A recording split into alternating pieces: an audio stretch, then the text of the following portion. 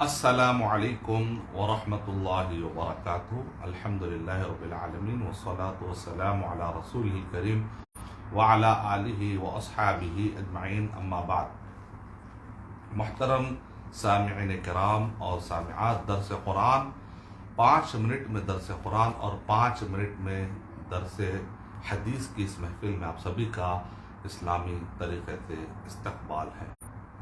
جیسا کہ ہمارا سلسلہ چل رہا ہے سورہ بقرہ سورہ نمبر 2 کے آیت نمبر 1 سے لے کر 5، تو اس کے اندر ابھی تک ہم نے بہت سارے نقطے اس کے اندر جمع کیے ہیں۔ جیسا کہ آپ پڑھتے الف لام میم ذالک الکتاب لا ریب فیہ ھدی للمتقین الذین یؤمنون بالغیب۔ تو آئیے، ہم نے بہت سارے پوائنٹس پر غور کیا، آج ہم اس پر غور کرتے ہیں کہ ایمان کیسے بڑھتا ہے۔ یعنی ایمان، ایک آدمی اپنے ایمان کی فکر کرے، اس کو مضبوط کرے، اس کو قوت والا بنائے، اس کو طاقتور بنائے، تو اس کا طریقہ کیا ہے؟ جہاں پر ایک مومن کو ہمیشہ ایمان کے 6 ارکان اور اسلام کے 5 ارکان تو معلوم ہی رہتے ہیں، لیکن خاص طور سے ایک جو حدیث ہے اس پر اگر ہم غور کریں گے تو انشاءاللہ ہمارے ایمان میں اضافہ ہوگا اور ایمان تر و تازہ ہو جائے گا انشاءاللہ۔ وہ حدیث جو صحیح بخاری کے اندر ہے، حدیث نمبر 9 میں، اور یہی حدیث صحیح مسلم کے اندر بھی آئی ہے، لیکن الفاظ الگ ہے۔ الفاظ کیا ہے؟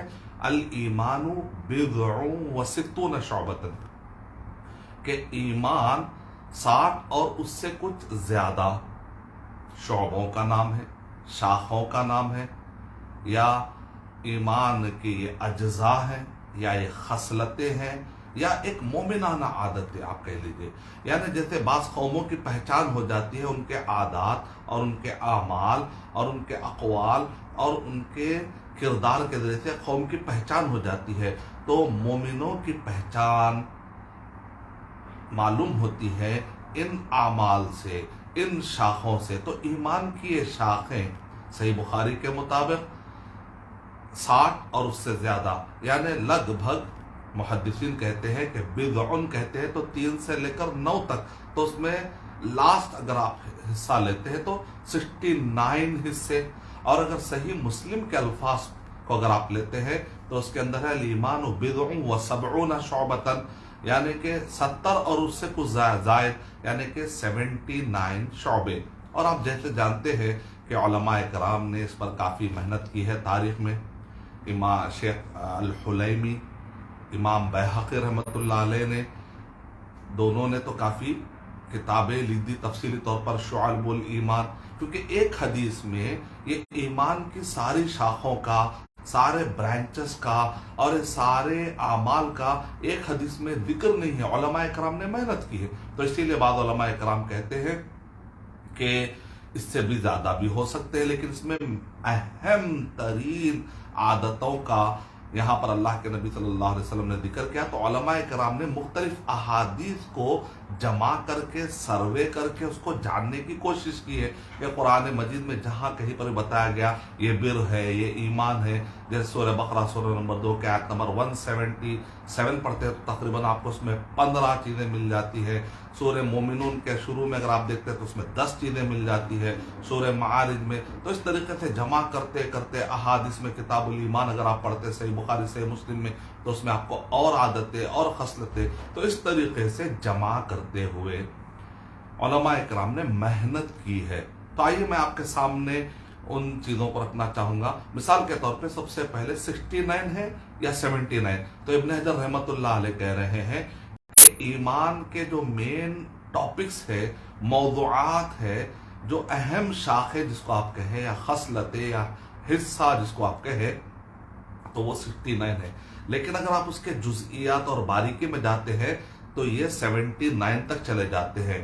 تو اہم ترین جو مضامین ہے اس کا اگر آپ خیال رکھیں تو صحیح امام بخاری رحمۃ اللہ علیہ نے اس حدیث کا ذکر کیا، اور امام مسلم رحمۃ اللہ علیہ نے کہا کہ اور ایک عدد بھی تو آیا ہے، تو لہذا امام مسلم رحمۃ اللہ علیہ نے بڑے عدد کا ذکر کیا۔ بعض دوسرے علماء کرام کہتے ہیں کہ 69 زیادہ یقینی ہے، کیونکہ کم سے کم ہے، اس میں دونوں अहादीस से कोई कॉन्टेक्शन नहीं, अलबत्ता 79 के लिए एक ज़्यादा की ज़रूरत होती है, लेकिन चूंकि दोनों भी ऑथेंटिक किताबों में हैं तो लिहाजा इब्न हजर रहमतुल्लाह अलैह की बात सही समझ में आती है कि यहाँ पर मेन टॉपिक्स ख़त्म हो गए, उसके जुजियात और तफसीलात के लिए 79 तक आप चले आते हैं। तो 69 को भी उलमा इकराम ने 3 बड़े हिस्सों में बांटा है।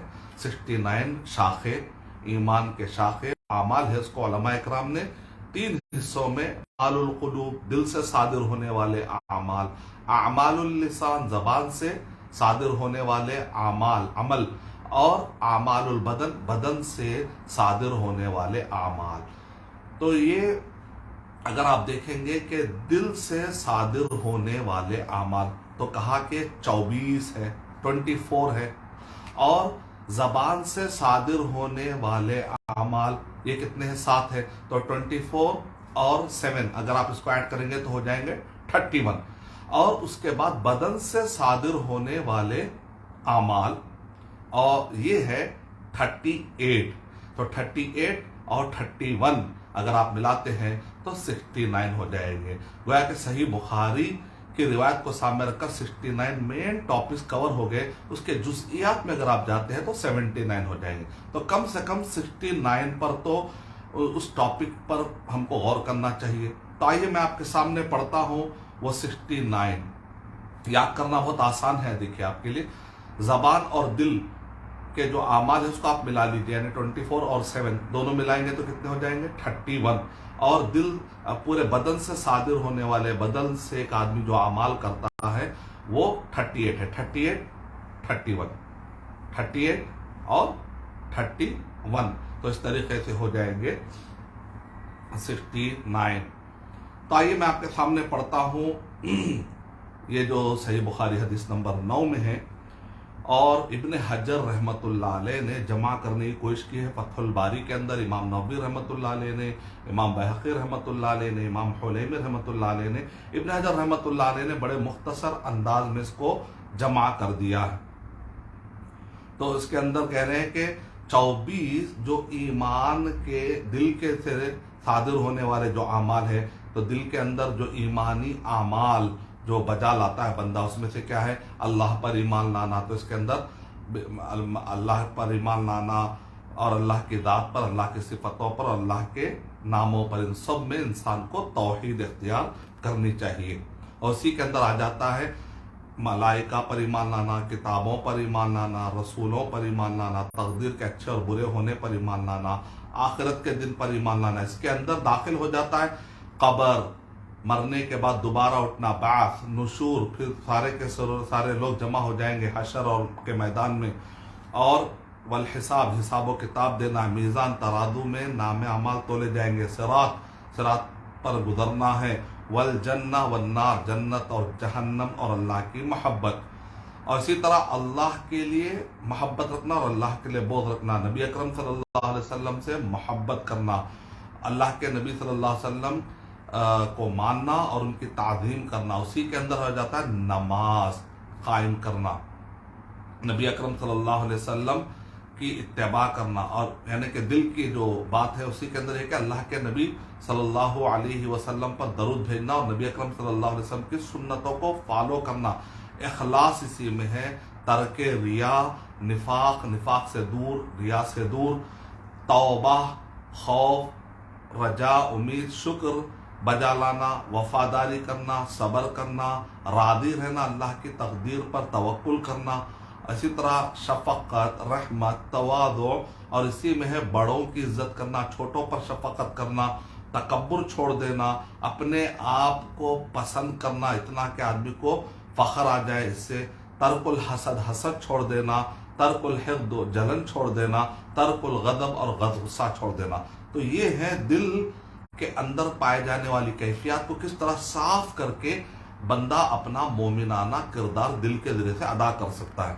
ज़बान से सादिर होने वाले आमाल में तौहीद का कलिमा पढ़ना, तिलावत कुरान, इल्म हासिल करना, इल्म सिखाना, दुआ करना, जिक्र करना, उसी के अंदर इस्तिग़फ़ार और लगो बेकार की बातें करने से अपने आप को बचाना।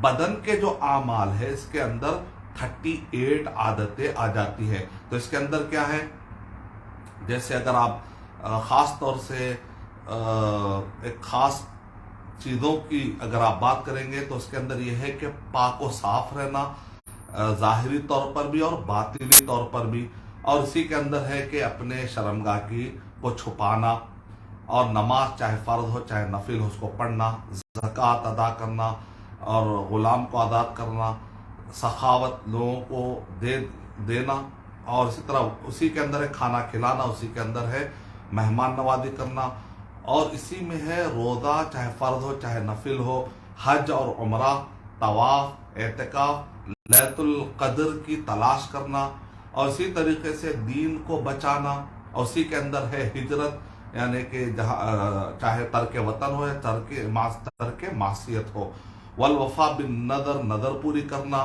اور اپنے خصموں کے کو جو قسمیں آپ نے کھائی ہیں اس کے اندر خیال کرنا کہ جھوٹی قسم نہ کھائیں، کفارات ادا کرنا۔ اسی تعلق سے اتباع سے اگر دیکھیں تو یہ ہے کہ نبی اکرم صلی اللہ علیہ وسلم کی پیروی کرتے ہوئے نکاح کرنا اپنے دامن کو بچانے کے لیے، حرام سے بچنے کے لیے، اور اسی طرح اپنے فیملی کے حقوق ادا کرنا، والدین کے ساتھ حسن سلوک کرنا، نافرمانیوں سے بچنا، اولاد کی اچھی تربیت کرنا اور رشتہ داروں کا خیال کرنا، اور اسی طریقے سے یہ ہے کہ شریف لوگوں کی عزت کرنا، معاشرے کے بڑے لوگوں کی عزت کرنا، اور اسی طرح نرمی کرنا جو آپ کے ماتحت ہے۔ اور عام لوگوں کے حقوق سے متعلق دیکھا جائے تو یہ ہے کہ آپ کو جو کچھ بھی طاقت ملے انصاف کے ساتھ فیصلہ کرنا، جماعت کے ساتھ رہنا، اولو الامر کی اطاعت کرنا، لوگوں میں اصلاح کی بات کرنا، فساد کی بات نہیں کرنا، اور اسی طرح نیکی میں مدد کرنا، برائی میں مدد نہیں کرنا، امر بالمعروف و نہی عن المنکر کا فریضہ بجا لانا، اقامت حدود کے اللہ نے طاقت دی ہے تو حدود قائم کرنا، جہاد کی اللہ نے استطاعت دی ہو تو علمی جہاد سے شروعات کرتے ہوئے، نفس سے جہاد کرتے ہوئے جو اللہ نے استطاعت رکھی ہے، معاشرے سے دہشت گردی کو پاک کرنے کے لیے محنت کرنا، اور اسی طریقے سے امانت ادا کرنا، خمس ادا کرنا، قرض اگر لے تو اس کو پوری طریقے سے وفاداری کے ساتھ لوٹانا، اور پڑوسی کا حق ادا کرنا، لوگوں کے ساتھ اچھا معاملہ کرنا، اچھی بات کرنا، اور اسی میں سے یہ بھی ہے کہ حلال طریقے سے مال کمانا، حلال جگہوں پر، صحیح جگہوں پر اس کو خرچ کرنا، اسراف سے بچنا، تبذیر سے بچنا، لوگوں کے سلام کا جواب دینا، اگر کوئی چھینکے الحمدللہ جیسے وہ آدمی کہتا ہے تو آپ جو ہے اس کے لیے دعا دیتے ہیں، تو اسی طرح چھینکنے والا الحمدللہ جیسے آپ کہتے ہیں تو پھر اس کا آپ کو جواب دینا ہے، پھر اس پر آپ کو جواب دینا ہے۔ تو اس تفصیل سے میرے بیانات میں ان سب کے تعلیمات پر خطبات موجود ہے۔ لوگوں کو تکلیف دینے سے بچنا، اور اسی طریقے سے لہو و لعب میں اپنے آپ کو بچانا، راستے سے تکلیف دہ چیز کو ہٹانا۔ تو اس کے اندر سب سے اعلیٰ کیا ہے؟ لا الہ الا اللہ۔ سب سے کم یہ ہے راستے سے تکلیف دہ چیز کو ہٹانا، اور اس کے اندر الحیاء شعبۃ من الایمان، کہ حیا ایمان کا ایک حصہ ہے۔ تو یہ کیا ہو گئے؟ 69 حصے ہیں۔ تو ایمان کی جب ان شاخوں کو میں پڑھ رہا ہوں، صرف ٹاپک پڑھ رہا ہوں، تو دل میں آ رہا ہے کہ ساری عادتیں ہمارے اندر ہونی چاہیے۔ تو دیکھا آپ نے کس طریقے سے ایمان تر و تازہ ہوتا ہے۔ اگر آپ اس کو ڈیٹیل میں پڑھیں گے، علماء کی نگرانی میں دروس کی شکل میں پڑھیں گے، تو اور کتنا ایمان تازہ ہو سکتا ہے، اس سے اندازہ لگا سکتے ہیں۔ اب آئیے درس حدیث کی طرف چلتے ہیں، یعنی کہ الذین یؤمنون بالغیب، یعنی غیب پر ایمان لانا۔ تو ایمان کتنی اہم شے ہے، اس کو میں ایمان کے 79 یا 69 شاخوں کے ذریعے سے سمجھانے کی کوشش کر رہا تھا کہ کس طریقے سے اپنے ایمان کو تر و تازہ کرنا ہے۔ تو ہم کو ان امور کو اپنانا ہے، چاہے وہ زبان سے متعلق ہو، دل سے متعلق ہو، یا آپ کے بدن سے متعلق ہو۔ اور اگر آپ غور کر کے دیکھیں گے اللہ کے نبی یہ 3 چیزیں کہاں سے نکالی علماء کرام نے، کیونکہ اللہ کے نبی صلی اللہ علیہ وسلم نے جب کہا کہ ایمان کے 60 سے زیادہ شعبے، تو آپ نے 3 مثالیں دی۔ تینوں میں غور کیجئے. اعلیٰ قول لا الہ الا اللہ، یعنی یہاں پر آپ نے زبان کا ذکر کیا، قول لا الہ الا اللہ، زبان سے لا الہ الا اللہ کہنا. وَأَدْنَاهَا إِمَاطَةُ الْأَذَىٰ عَنِ الطَّرِيقِ، راستے تکلیف دہ چیز کو ہٹانا. یہاں پر عمل کا ذکر ہو رہا ہے. وَالْحَيَاءُ شُعْبَةٌ مِّنَ الْإِيمَانِ، اور حیا سے پیش آنا، بے شرمی سے دور رہنا، یہ اس کا تعلق کہتے ہیں دل سے ہے. تو اس سے علماء کرام نے نکالا کہ اعمال القلب ہوتے ہیں، اعمال اللسان ہوتے ہیں، اور اعمال البدن ہوتے ہیں. درس حدیث کی طرف ہم چلتے ہیں تو صحیح بخاری کی پہلی حدیث پر ہمارا درس چل رہا ہے. آج 6واں ہمارا سیشن ہے.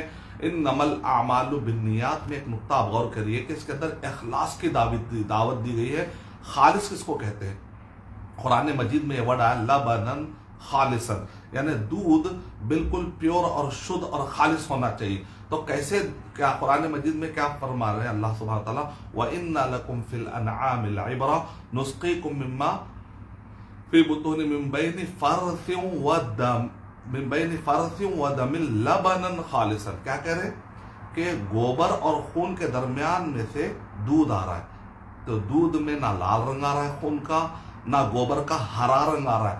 تو کس طریقے سے خالص آ رہا ہے؟ اس میں اللہ سبحانہ و تعالیٰ کی طاقت کا آپ اندازہ لگائیے کہ اللہ تعالیٰ کس طریقے سے کائنات چلا رہے ہیں. اور دوسری طرف یہ کہ یہاں پر خالص کا معنی بھی آپ کو سمجھ میں آ رہا ہے کہ آدمی نہ کسی کو بتانے کے لیے، کسی کی محبت لینے کے لیے کام نہ کرے، نہ کسی کے خوف سے کام کرے، بلکہ اللہ کی محبت، اللہ سے خوف، اللہ سے امید لگاتے ہوئے یہ کام کرے، خالص اللہ کے لیے کام کرے.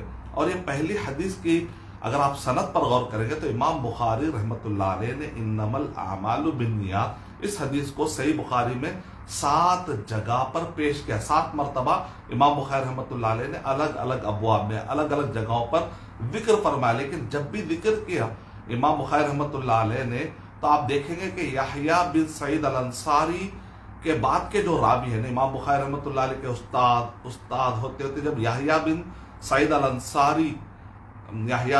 الانصاری رحمۃ اللہ علیہ، اس کے بعد کے جو راوی ہیں بالکل سیم ہیں. لیکن یحییٰ بن سعید الانصاری کے شاگردوں سے اگر آپ دیکھتے ہیں تو وہاں پر یا تو شاگرد بدلتے ہیں یا تو شاگرد کے شاگرد بدلتے ہیں. تو اس کو کہتے ہیں لطائف اسناد، یعنی سند کی باریکی. دیکھیں کہ امام بخاری رحمۃ اللہ علیہ ایک ہی سند 7 جگہوں پر لا سکتے تھے، لیکن امام بخاری رحمۃ اللہ علیہ تنوع، اور اس کے اندر پتہ چلتا ہے کہ یہ حدیث کتنے طریقے سے آئی ہے، کتنے طرق سے آئی ہے، اور کتنے آتھینٹک طریقے نے. امام بخاری رحمۃ اللہ علیہ یحییٰ بن سعید الانصاری کے بعض شاگردوں کے شاگردوں کو دیکھے تو بعض علماء کرام نے 200 راویوں تک بھی جمع کیا. تو اس میں سے امام بخاری رحمۃ اللہ علیہ نے 7 ایسی سندوں کو چنا جس کے اندر تبدیلی آپ دیکھ رہے ہیں. اور یحییٰ بن سعید الانصاری رحمۃ اللہ علیہ کون ہے آپ جانتے ہیں؟ امام زہری رحمۃ اللہ علیہ کے 500 شاگرد ہیں. تو آپ پھر یحییٰ بن سعید الانصاری کے شاگردوں کے بھی نام یاد کر لیجئے. وہ لوگ جو علم رجال سندوں پہ رات دن پڑھتے ہیں، وہ طلباء جو مدرسوں کے اندر شوق رکھتے ہیں کہ علم رجال میں آگے بڑھے، ان کو میں ایک نکتہ دیتا ہوں. یہ ہے کہ آپ امام زہری رحمۃ اللہ علیہ کے 500 شاگردوں کو بار بار پڑھیے. اس میں سے کئی شاگردوں کے نام آپ کو یاد ہو جانا چاہیے. اسی طرح یحییٰ بن سعید الانصاری رحمۃ اللہ علیہ کے شاگردوں، کیونکہ یہ دونوں معاصر ہیں، بلکہ سفیان الثوری رحمۃ اللہ علیہ کہتے ہیں کہ یحییٰ بن سعید الانصاری رحمۃ اللہ علیہ کا مرتبہ حدیث میں امام زہری رحمۃ اللہ علیہ سے بڑا ہوا. اللہ اکبر. آپ جانتے ہیں کہ پورے صحابہ میں ابو ہریرہ رضی اللہ تعالیٰ عنہ سب سے زیادہ حدیث کے لیے مشہور ہے. پھر تابعین، کبار تابعین میں سعید بن المسیب رحمۃ اللہ علیہ. صغار تابعین میں امام زہری رحمۃ اللہ علیہ مشہور ہے، جن کے بارے میں آتا ہے کہ انہوں نے پورے حدیثوں کو پی لیا گویا کہ.